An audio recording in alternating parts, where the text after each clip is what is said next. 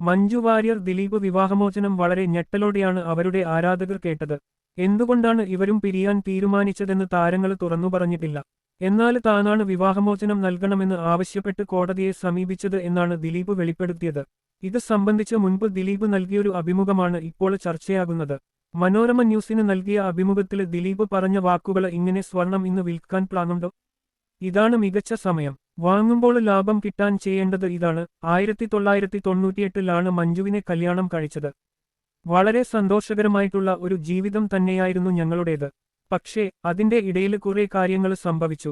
എന്താണ് എന്റെ കുടുംബജീവിതത്തിൽ സംഭവിച്ചത് എന്നുള്ളതിന്റെ വിശദമായ കാര്യങ്ങളെല്ലാം 2013 ജൂൺ 5-ാം തീയതി ഞാൻ കോടതിയിൽ സബ്മിറ്റ് ചെയ്ത ഒരു ഡിവോഴ്സ് പെറ്റീഷനുണ്ട്, അതിൽ വ്യക്തമാക്കുന്നുണ്ട്.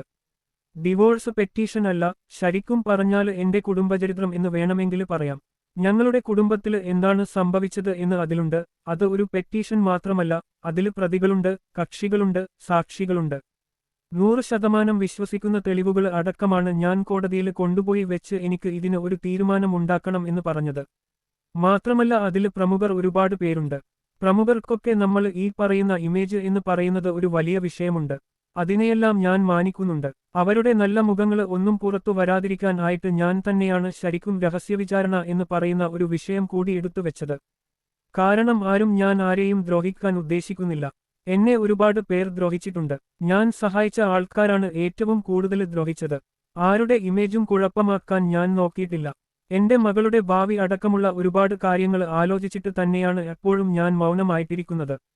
എന്റെ ആദ്യ ഭാര്യ നന്നായി ലൈഫ് കൊണ്ടുപോകുന്നുണ്ട്. അവരവരുടെ വഴിക്ക് അവരുടെ ജോലിയും കാര്യങ്ങളും ആയിട്ട് പോകുന്നുണ്ട്. ഞാൻ ആ വഴിക്ക് അവരുടെ പുറകെ ഇല്ല. അത് കഴിഞ്ഞ ഒരു വിഷയമാണ്. പൾസർ സുനി ശ്രീലക്ഷ്മിയോട് പറഞ്ഞ നല്ല കാര്യം, അതിനകത്തൊരു നല്ല കാര്യമുണ്ട്. സജി നന്ദ്യാട്ട് ആളുകൾ അവരെ തെറ്റിദ്ധരിപ്പിക്കാൻ നോക്കുന്നുണ്ട്. ഞാനെന്തോ ഭീകരമായി പുറകിൽ നടന്ന് ചെയ്യുന്നുണ്ട്, ഞങ്ങൾ നിങ്ങളെ അതിൽ നിന്നൊക്കെ രക്ഷിക്കാം കേട്ടോ എന്നൊരു ഇമേജ് കൊണ്ടുവരുന്നുണ്ട്. ഞാൻ ആ ഏരിയയിൽ ഇല്ലാത്ത ഒരാളാണ്. എനിക്ക് എന്റെ കാര്യങ്ങളായിട്ട് ഞാൻ മുന്നോട്ടു പോകുന്നു. എന്റെ മകളുടെ പഠിപ്പ് അല്ലെങ്കിൽ അവളുടെ കാര്യങ്ങൾ, എന്റെ ജോലി, ഇങ്ങനെ ഒരുപാട് വിഷയങ്ങൾ എനിക്ക് നിൽക്കുന്നുണ്ട്. ഞാൻ അത് ഓപ്പൺ ചെയ്യേണ്ട ഒരു അവസ്ഥ ആരും ഉണ്ടാക്കല്ലേ എന്നാണ് എന്റെ പ്രാർത്ഥന. കാവ്യ അല്ല എന്റെ ജീവിതം തകരാനുള്ള കാരണം. ഞാൻ ദൈവത്തെ മുൻനിർത്തി തന്നെ പറയാം.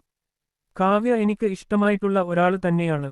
ഇഷ്ടം എന്ന് പറഞ്ഞ ഉടനെ നിങ്ങൾ പ്രണയം എന്ന് പറഞ്ഞിട്ട് എടുക്കരുത്. അത്രയും വർഷത്തെ പരിചയം തന്നെയുള്ള ഒരാളാണ്. ശരിക്കും കാവ്യ ആണ് ഇതിന്റെ കാര്യം എന്ന് നമുക്ക് മൊത്തത്തില് ജനങ്ങളുടെ മുമ്പിൽ എല്ലാവരും ധരിപ്പിച്ചു വെച്ചിരിക്കുന്നതാണ്. ഞാനും എന്റെ ആദ്യ ഭാര്യയും തമ്മിലുള്ള ഒരു സൗഹൃദം എന്ന് പറയുന്നത് അതൊരു ഭാര്യ ഭർത്തൃ ബന്ധം ഒന്നുമായിരുന്നില്ല. അത്രയും ശക്തരായ കൂട്ടുകാരായിരുന്നു. എന്തും സംസാരിക്കാൻ പറ്റുന്ന ആൾക്കാരാണ്. അതുപോലെയൊരു സൗഹൃദ ബന്ധത്തിലാണ് ഇങ്ങനെയുള്ള ഒരു സങ്കടകരമായ ഒരു അവസ്ഥ ഉണ്ടായത്. അതില് വിഷമമുണ്ട്, ഇല്ലെന്ന് പറയുന്നില്ല. പക്ഷേ അതിലേക്ക് കാവ്യയെ പിടിച്ചിട്ടാണ് പലരും പല വർത്തമാനങ്ങളും കാര്യങ്ങളും എല്ലാം പറഞ്ഞുകൊണ്ടിരിക്കുന്നത്. ഞാൻ ന്യായീകരിക്കുന്നില്ല. കാരണം ഞാൻ എന്ത് പറഞ്ഞാലും വിശ്വസിക്കാത്ത അവസ്ഥയിലാണ് കാര്യങ്ങൾ പോയിക്കൊണ്ടിരിക്കുന്നത്. കാവ്യയെ കല്യാണം കഴിച്ചത് കൊണ്ട് വെള്ളപ്പൂശി റെഡിയാക്കി വെക്കാം എന്നുള്ള രീതിയിൽ ഒന്നുമല്ല. പക്ഷെ സത്യസന്ധമായ കാര്യം കാവ്യ അല്ല. കാരണം കാവ്യ കാരണമാണ് എന്റെ ജീവിതം മുഴുവൻ പോയതെങ്കിൽ അത് വലിയൊരു ബോംബ് ആണെങ്കിൽ തീക്കളിയാണ്. പിന്നെ ഞാൻ അത് പോയി ടച്ച് ചെയ്യില്ല. അതല്ലാത്തതുകൊണ്ട് തന്നെയാണ് ഞാൻ കാവ്യയെ കല്യാണം കഴിച്ചത്.